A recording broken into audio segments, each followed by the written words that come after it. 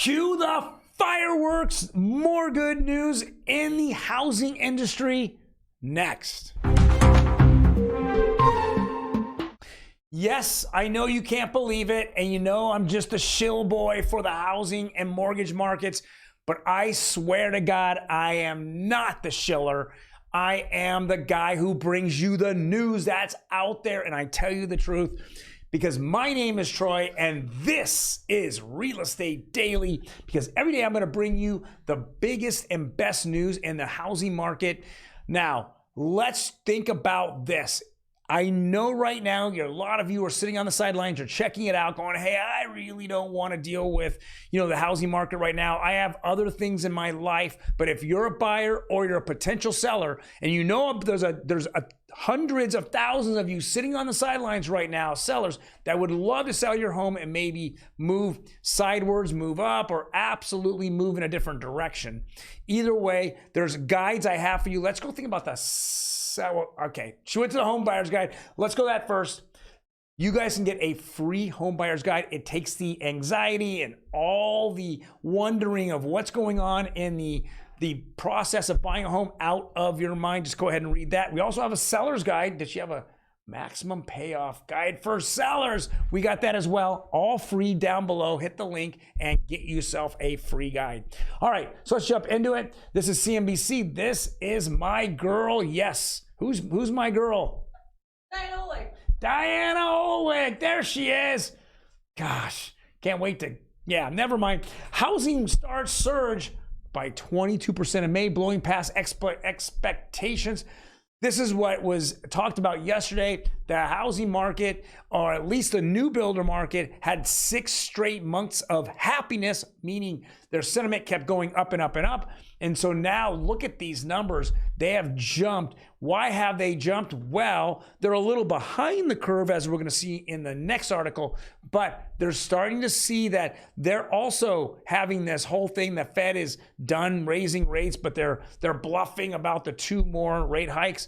We're going to see if that's the truth, but there's a lot of people on the sidelines, a lot of buyers, and they're starting to see that there's a possibility on the second half of 2023 and the first quarter of 2024. Always remember, housing starts are typically 6 to 12 months out before those houses are built, and they're expecting a boom back again then. All right, next one. DS News says house sales jump month over month, still down compared to last year. Guys, stop comparing it to last year. It's so dumb. The amount of sales last year were greater. Yes. But the amount of properties that were for sale is down significantly this year from last year. So stop the stupidity and the really picking apart. Let's just go over what reality is. It says, while sales are still down 18% from last May, and so is actives down way more than that. Sold demand amid tight inventory helped push median home sales price 3.2% month over month to 423. So we're up 3.2% from April to May. That is crazy. That is crazy. So we're definitely seeing that. We're seeing that the housing market is strong. We've said this many, many times in the past before. In a recession, if the recession is caused by the housing market, you see a housing collapse, housing price collapse.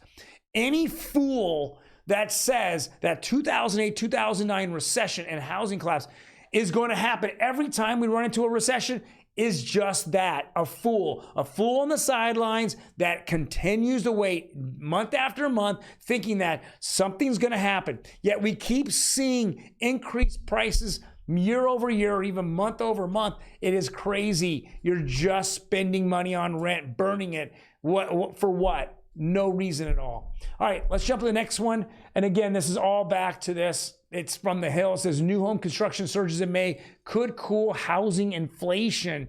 Well, housing inflation is all going to be about the Fed, lowering, pivoting and not raising rates. Of course, we're going to see what happens at the end of July. At the end of July, if they do not raise rates, it's because the inflation numbers continue to come down. We're seeing job losses go up. Yeah, kill the economy. That's the whole idea.